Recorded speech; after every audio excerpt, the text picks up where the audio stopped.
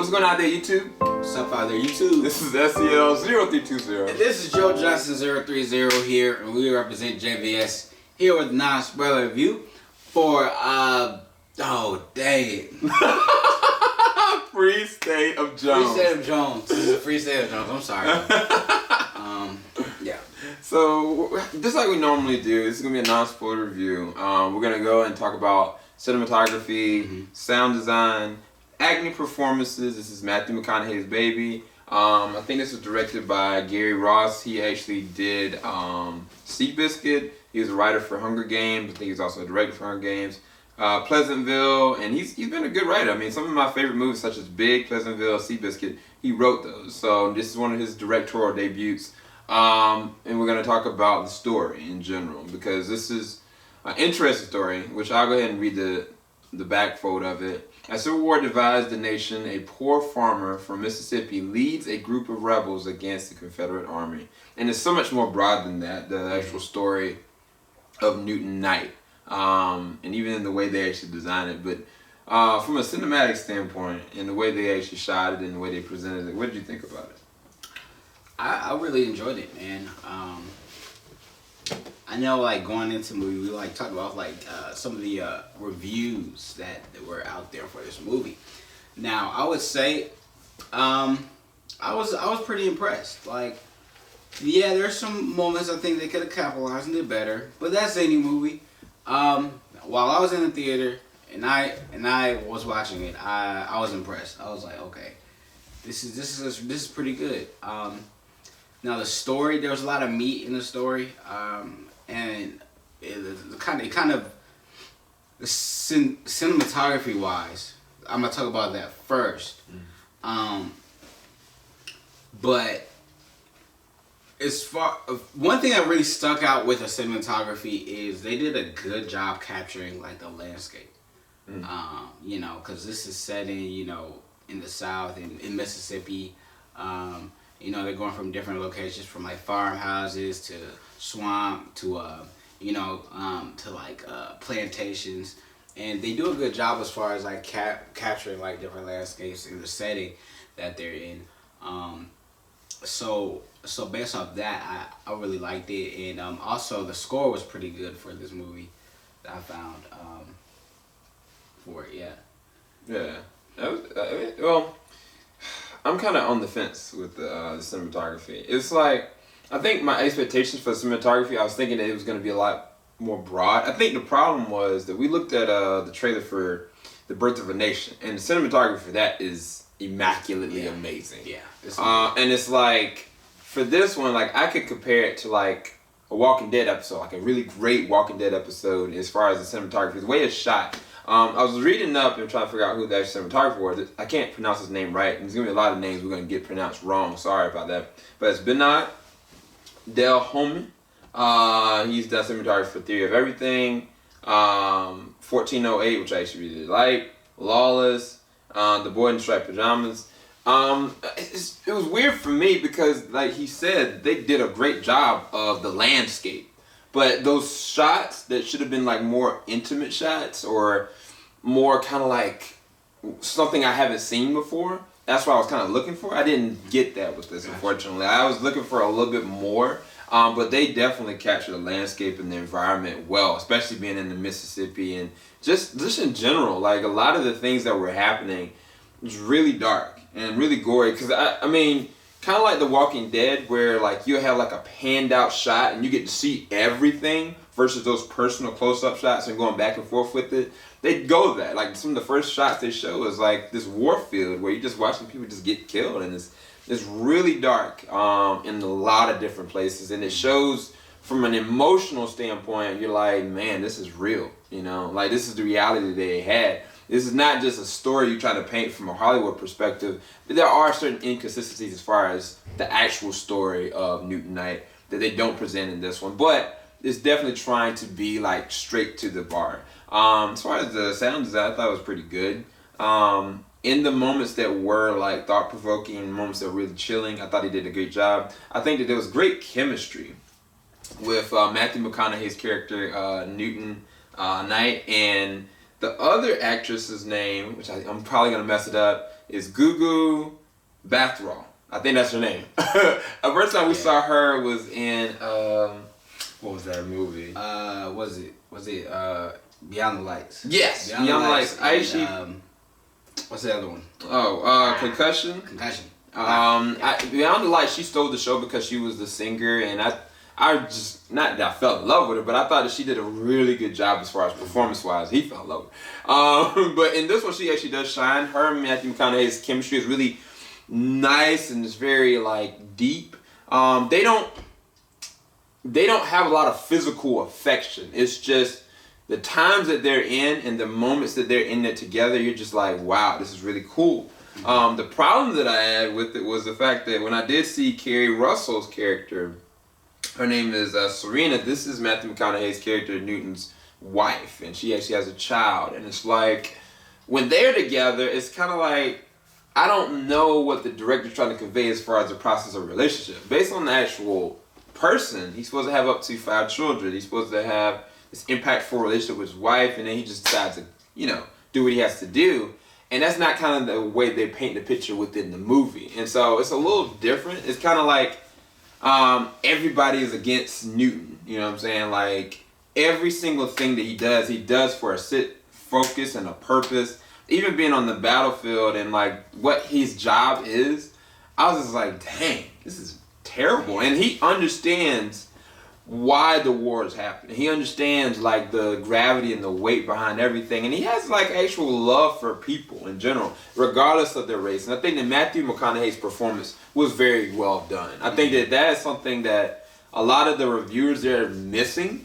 I think that when he was on screen, he was nailing it. And I don't know if that's because that's Matthew McConaughey and he's just the man, or if it's that he really did take this role to heart.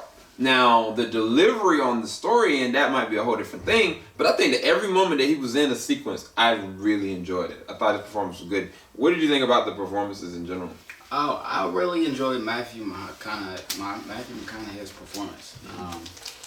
I think he did a good job. Like his performance as kind of like this deserter or ex, Confederate soldier, grew up in the South. He looked like, I believe the character. I believe in the character. So that says a lot. Not only that, but just like some of the emotional scenes that he were kind of like placed in, some of the emotional things that happened to Knight's character. Yeah. I see him responding very realistically of like how Matthew McConaughey performed. Yeah. Cause there's a couple scenes where there's a couple scenes where he's like might be dealing with some type of loss or something. Yeah. But he doesn't like necessarily break down, but he's like, you can tell he's like torn and hurt at the same time, because part of him's like, his whole like being is like he's trying to protect people, but at the end of the day, it's like sometimes like you can tell by his performance skills kind of feel like, this is the world that he lives in, kind of thing. Yeah, like what is he really like solving? Yeah, through the actions that he's doing. Yeah, and you can kind of tell that by a look on his face. The what I've got from watching his performance. Yeah, Yeah, I can answer that question, right? Yeah, no. I think that his performance was really good. All around, everybody kind of was stuck in it, but everybody else, it's kind of like, it wasn't like a standout all around cast. It's just the people that were the fixed points. I think that, what is his name? Mahershala? I'm sorry, I'm pronouncing his name so wrong. Last name Ali. He plays the role of Moses. I thought he did a great job in the delivery. He is a really good actor because he's been in a lot of different things over the years. Probably his best notable one was definitely Curious Case of Benjamin Button and also the Hunger Games movies. But I think that with him and Matthew McConaughey, I didn't see their friendship forming. I never thought that was going to happen. I guess it was a surprising thing that kind of just comes up. And I think that his involvement within Newton Knight's role in this movie. I think it was very pivotal. I thought it was very emotional. And I think that was one of the major triggers that really helped me be able to like this movie in a lot of different extents. But the problem that I had with it is kind of like the same problem I had with I See the Light. I See the Light was a biopic that told from beginning to the end of the person's life, in a sense. And they tell it in a really straight through the eyes way. It's just the actual story of the person is not that, I don't want to say it's not impressive, it's not that happy-go-lucky kind of cookie-cutter story. And this is the same thing for Newt Knight's story within this one. They really show you the impactful moments when he does it. They show you the heart-wrenching things when he does it. But at the end of the day, each time that they go through the pacing of this film and the way it's actually edited and processed, there's a lot of like words and dialogue that just kind of pop up out of nowhere saying, this happened. So it's like when he takes 2 steps forward, it's like you literally read where it's going 3 steps back. And it's like everything that he does is like going back and back and back. And it's like, gets to a certain point when McConaughey's character is kind of old and it's like, dang, this sucks. You know, I mean, I was torn from wanting this Hollywood kind of like nice ending where they just kind of crop the good moments. But then it's like, I've seen that enough that I want to actually see something different. But it's like, I don't want to say I didn't enjoy the story because it was impactful moments, and it's just, it wasn't something that I was just like, I want to see this movie all over again, you know what I'm saying? I think it just dragged on too long for the way that it was actually edited and processed for me. But I did really enjoy the actual film. I don't know, what did you think about the story in general? We can tie this up and give it a number. The story, I didn't really have a problem with the story. I feel like there was one part where I was restless in the movie because I was just like, I think because like that part I developed like a little headache. But there was a point where it did kind of feel like it was dragging, but then again too, it kind of redeemed itself really quickly. Well, I got that impression. Yeah. Now, as far as like, there are some parts where like there's a lot of, with the story of his life, the story they're trying to portray with his life, there's a lot of, political things that are going on in the back forward. There's a lot of, historical events that are going on that, they probably couldn't really show. So yeah, like you read it in the text. You read it in the text. Like, the budget for that shit. Because it goes over like the span of like most of his life. Like, so that's that. I mean, I can understand that, but yeah, I really liked it. I feel like the movie itself has like an underlying theme of like just like legacy. Yeah. And like not only like the good legacy, that is left by people who do good, but also the legacies like evil traditions or evil practices that are still left behind. Yeah. You know what I'm saying? Just by like hatred and stuff like that. Yeah. So that's a nail on the head. That's good. That was like, you know what I'm saying? That was good. It's a good message. I feel like it's a good message behind it. Yeah. The other thing about it, like Newt Knight's, I loved his different moments of religious debate. Or process within himself from a spiritual perspective, because a lot of the times when he's getting the group together, getting African Americans together, talking with people that are coming off the war that are deserters, like he's going with the influence that we got to do what we have to do as men of God, or just in general, like what do we do inside of being men and not being somebody that's trying to control something. Like I love that a lot of his central focus and a lot of his themes of why he did what he did was faith-based, and I really appreciated that. It was just weird because there was a couple moments where they actually did like flashbacks and it showed like long into the future of his son, and it's like there were a moment where towards the third act where they showed like a parallel of him and they showed a parallel of his son, and I was like, they're fighting the same exact thing.